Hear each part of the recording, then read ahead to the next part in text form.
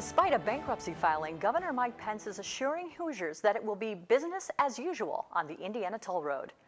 The Indiana Toll Road Concession Company, or ITRCC, officially filed the petition for Chapter 11 bankruptcy relief on September 21st. Governor Pence says the filing comes as no surprise to the Indiana Finance Authority, which has been kept up to date on the negotiations between the ITRCC and its lenders. The Indiana Toll Road Concession Company says that its bankruptcy filing will not impact its employees or the communities the toll road serves.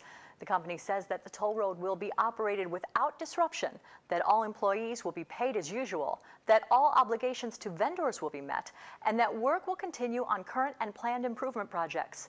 The Indiana Finance Authority says it will continue to monitor the bankruptcy process on behalf of Hoosier taxpayers. A couple of local airports are getting a boon from the Federal Aviation Administration.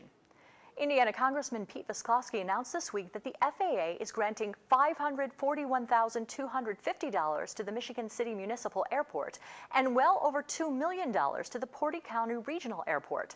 The grants are part of a multi-step effort to maintain and enhance both airports. While the Michigan City Airport will use the funds for general improvements, Porter County Regional will use the grant money to begin reconstruction of its primary east-west runway. We continue to invest in airports, rails, roads, our water infrastructure. We create, if you would, good-paying jobs, and that helps all of us throughout Northwest Indiana. So I think that's a very positive development for the airports themselves, as well as not only Porter County and LaPorte County, but all of Northwest Indiana. We're stronger because of it. The economic impact of both airports on Northwest Indiana adds up to almost $70 million annually. Some local nonprofits are hoping to benefit from funds earmarked for domestic violence prevention. This week, state leaders announced an expedited release of the potentially life-saving funds. Access to the funds was curtailed during the last fiscal year in an effort to save the state some money. A Crown Point Family Violence Prevention Center and Shelter is one of 43 programs eligible for more than $340,000 in additional spending. St. Jude House Executive Director Linda Perez Gallegos says St. Jude House will definitely apply for a grant from the funds. She says the money can cover a large percentage of the group's operational expenses since the shelter relies heavily on donations. Lakeshore Report's Steve Walsh will have more on how the state's domestic violence funding impacts local support groups later in the show. A grassroots effort to inform parents of the benefits of frequent family dinners has evolved into a national movement promoting simple acts of parental engagement as a tool to prevent substance abuse in children and teens. It's the Casa Columbia Family Day, and this week, a Family Day celebration was held at the Indiana Parenting Institute in Gary.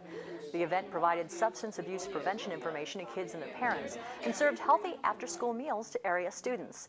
Lake County Coroner Marilee Fry highlighted ways parental involvement helps keep kids drug-free. He is randomly drug testing his children at home with the urine. So they go potty, they pee in a cup, and he can test them to see if they have any drugs in their system. So he tells his girls, if you're ever somewhere and somebody offers you drugs, you can simply say that you're not going to do something if other people are. You can blame it on your parents. For the second consecutive year, Indiana's First Lady, Karen Pence, has sponsored the Families of Indiana Parenting Institute for their Casa Columbia Family Day event. Not all abused drugs are illegal drugs. Prescription drug abuse is the fastest growing drug problem in the nation. Saturday is National Prescription Drug Take-Back Day, and Indiana Attorney General Greg Zeller says that Hoosiers should take the opportunity to clean out their medicine cabinets. Because of possible safety and health risks, unwanted medication should not be flushed down the toilet or tossed into the trash. Instead, drop-off locations will be open throughout the state on Saturday between 10 a.m. and 2 p.m. You can bring your unwanted, unused, and expired prescription meds and over-the-counter tablets or capsules to your local sheriff's station or police department. Take-back days have resulted in the collection of more than 60 tons of unwanted prescription drugs in Indiana alone since 2010. Law enforcement agencies across all of Northwest Indiana have their hands full policing both drug and non-drug related crime. But in East Chicago, authorities are finding that some old-fashioned community outreach is the best criminal deterrent there is. Hillary Powell has more. It is a dangerous year for some Northwest Indiana residents and the people who serve them. In the past 2 months, 2 area police officers have been killed, Gary Patrolman Jeffrey Westerfield and Maryville Patrolman Nicholas Schultz. But in one Northwest Indiana city, reported crime is at its lowest level in 2 decades, in part because officers are taking some old school tactics to the streets. They're not taking public safety threats sitting down. Do you have any concerns at this time? No, I'm good. This week, business owner Ruben Alamillo got a talking to by East Chicago police. So this is a non-confrontational type of community? Standing outside his record shop on Indianapolis Boulevard, he says it's a chat long overdue. Well, it's a good thing. I think they need to go in there and show a little bit more presence. That's why, a lot of these guys are running around with guns because, I don't feel that there's enough police presence, as far as in the neighborhoods. You see them on the main streets and stuff like that, but, I don't feel that these guys are not intimidated. East Chicago police and members of the region's STOP team canvassed several blocks on East Chicago's business area. It's a practice that's been repeated every few weeks this year and a dialogue meant to be a deterrent to crime. We got feedback that they feel a lot more safer. They feel that it's a good thing that the police department is going out there. Sometimes the feedback is that they feel a disconnect with law enforcement and the community, like us against them. Sergeant Juan Beltran, a 20-year veteran with East Chicago Police, says by taking the office outside, he's able to talk about everything from gang violence.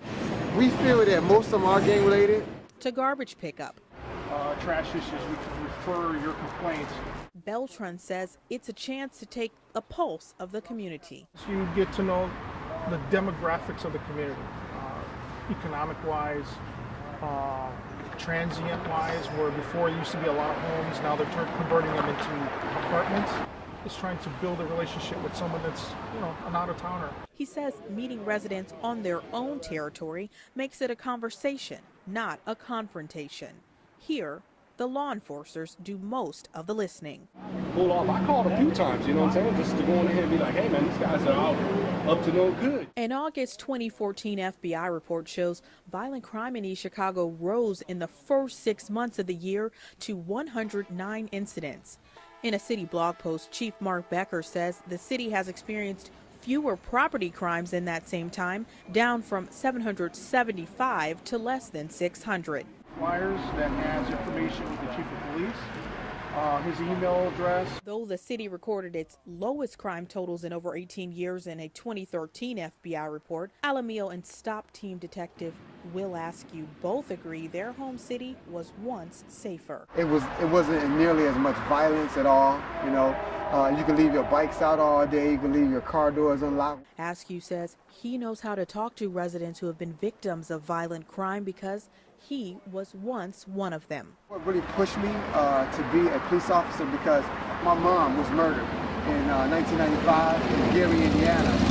And when that happened, it kind of changed me a lot.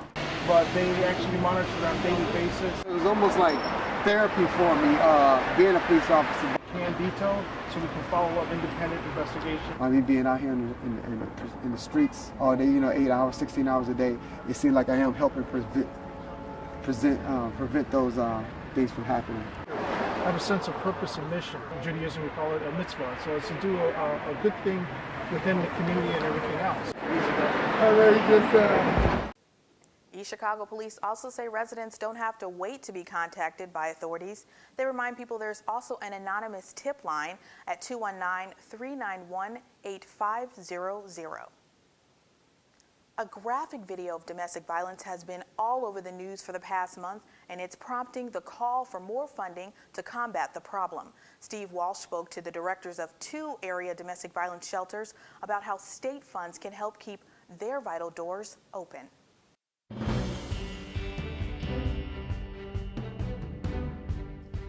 Domestic violence has been in the news nationally as the NFL grapples with the issue. At the state level, advocates are questioning the amount of money going to local shelters.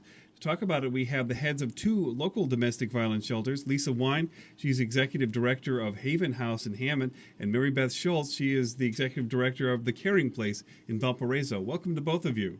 Thank you. So Laura Berry, executive director of the Indiana Coalition Against Domestic Violence, she said that shelters have seen a 77% increase in calls and requests for assistance since the NFL's Ray Rice scandal. Lisa, you've seen a spike actually over the last year. Have we seen more of an increase over the last month or so? We've seen increased costs, but for us, we've had this type of surge since the beginning of October in 2013. What I expect is going to take place here is that when I thought maybe our census would modify some, this surge is going to take us all the way through the holidays. I don't expect any type of break at this point because of the publicity that's been coming out. It's definitely fueling calls coming in. And you're nearly at capacity right now. Yes. Why do you think that is? Is it just the publicity, or is something happening here? Well, I have definitely seen an increase in agitation level in terms of the type of cases coming in. I've seen an increase in strangulation cases. I've seen an increase in invasion of privacy charges where there's been a violation of protective order or a no contact order. But I think the other thing is that there's also been an increase of protective orders around the state. And I think what it's doing is it's encouraging people to follow through now with maybe when they were hesitant before because of concerns about retaliation. So people are calling after the video surfaced of Ray Rice hitting his fiancée, now wife. When it comes to what people are taking away from that, what are they telling you about what they're hearing? What are you hearing from people? I'm seeing more of an escalation level in terms of injuries. If nothing else, I think with all the publicity with the NFL, I'm hoping people are going to be less hesitant about coming in or seeking protective orders or no contact orders through the courts. But definitely we're seeing more visible injuries. I've seen an increase in strangulation, an increase with invasion of privacy charges. So the whole momentum of escalation and agitation level has definitely increased. So you think this is not just a matter of people this is on their minds, this is giving them an incentive to call. You think there's been an actual escalation in domestic violence over the last several months? For us, since the beginning of October of 2013. It's just been unbelievable. There was no warning. It just came out of the clear blue, and it has not stopped. Mary Beth, are you seeing something similar over in Valparaiso? I think this summer we did see an increase, and especially with children. We've had lots of children in shelter, and that really varies with the population. Sometimes it's single people, sometimes it's families. But with the increase in children, I'm thinking, especially with all this awareness, that people are afraid to stay in an abusive home. They want to protect their kids, so they're more willing to come into shelter because of that. So has this been emboldening for victims of domestic violence, or seeing that people are taking this a little more seriously than they had been? Is that what's happening here? I definitely think people are taking it more seriously. And I think when you have any type of an awareness campaign, whether it's the Purple Purse, whether it's the NFL, people pay attention. And this has been inundated on the news. I mean, you can't turn on almost any type of a television show or sporting events. It's on the NFL now. They released a statement. Well, unfortunately, that's where we're going to have to leave it. This has been Mary Beth Schultz. She's the executive director of the Caring Place in Valparaiso, and also Lisa Wine, who is the executive director of Haven House in Hammond. Thanks to both of you for being on. Thank you so much. Today, there are several different prenatal tests that can help determine whether or not a child will be born with a genetic problem. A new study evaluates whether providing details about these tests and also providing evaluations at no cost to women could affect the decision to undergo testing. Reporter Catherine Dolph has more in this week's JAMA Report.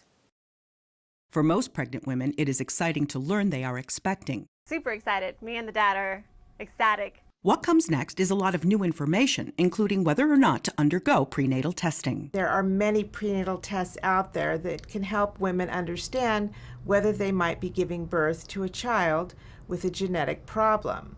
The important thing is to really understand what the test is and why you are having it. Doctors Miriam Cooperman and Mary Norton from the University of California, San Francisco, and co-authors developed a computerized decision support guide containing detailed information about prenatal testing. It contains information about Down syndrome and the other conditions for which testing is available. More than 700 pregnant women were recruited from varying ethnic and socioeconomic backgrounds. Half viewed the computerized video.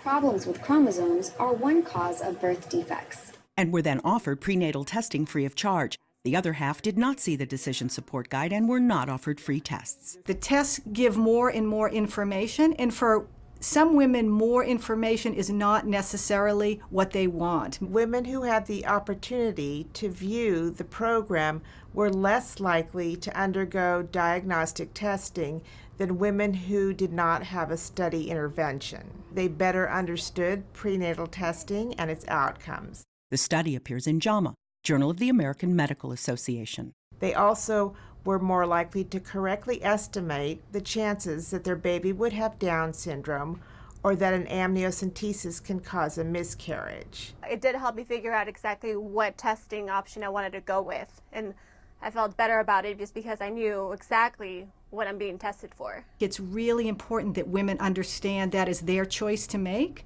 and what the implications are of making a choice one way or the other. Catherine Dolph, The JAMA Report. It's a venue for entertainment and enlightenment in Michigan City. It's the Sinai Forum at Purdue North Central. John Kane has more in this week's Eye on the Arts.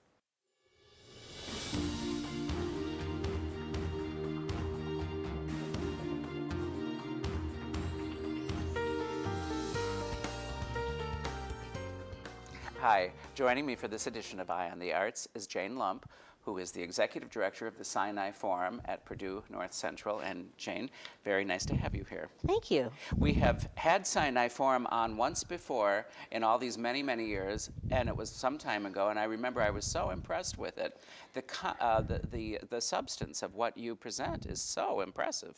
Well, we have had a long and really illustrious history. We've been around since the early 50s when it was founded by Dr. Bancroft, Dr. Milton Bancroft and his wife Sylvia, and they joined with a group of volunteers, community members to try to bring more culture and entertainment in a live town hall format to the Michigan City area originally.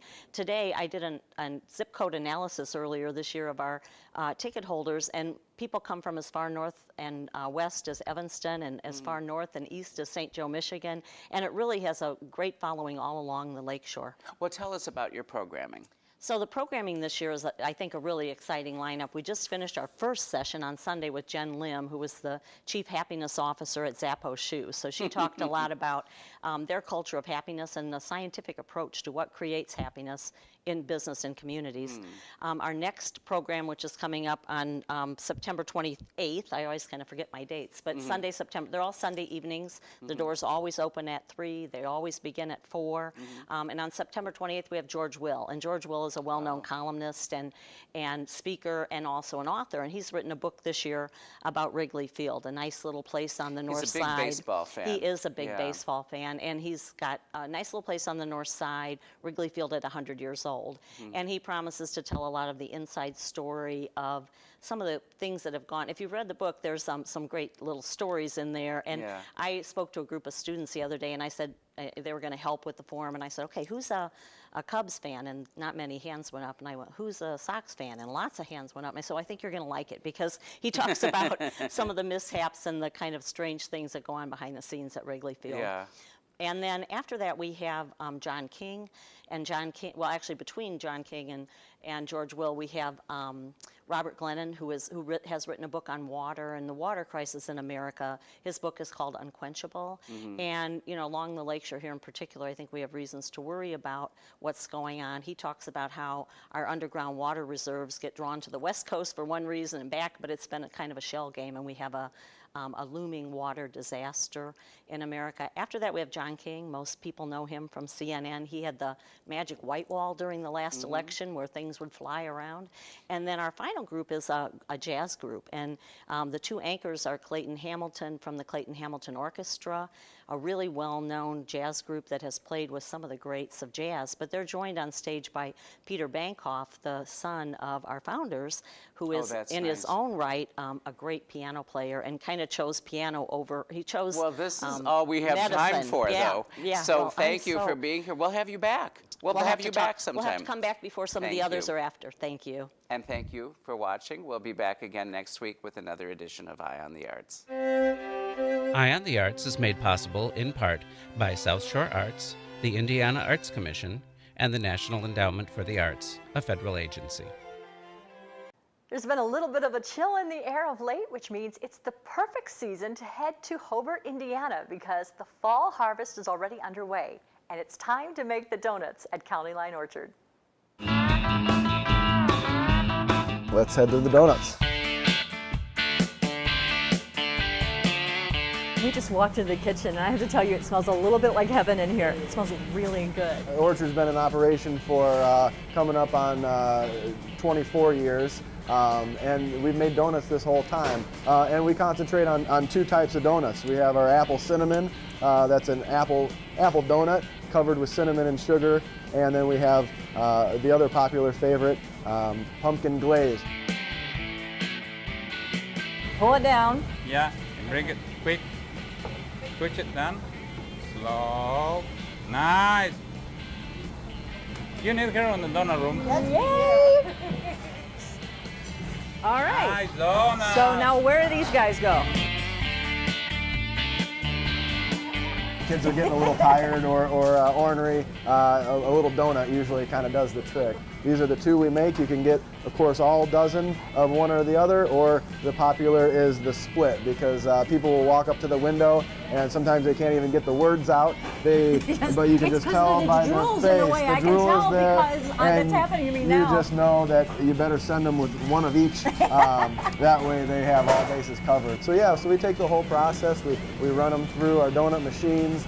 They come back on the conveyor belt, in which they can then cool to the right temperature. And then depending on which one they are, they either get sugared by hand or we glaze them with our pumpkin frosting. We make as many as we can fresh every single day. We have about 35 varieties out on the farm, a total of about 40 acres of apples.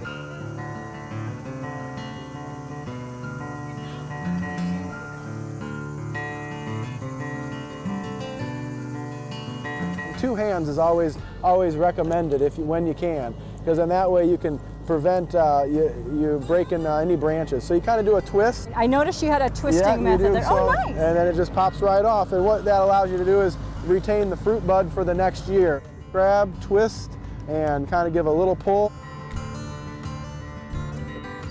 I'm gonna have to make some pie. Look. Give it a little wipe on a sleeve maybe. You could even borrow mine if you want. No, I got all kinds of shirt. A little bit of wipe, and then this is a Red Delicious. Oh my really crunchy, juicy, sweet apple. And the Red Delicious are perfect right off the tree like this.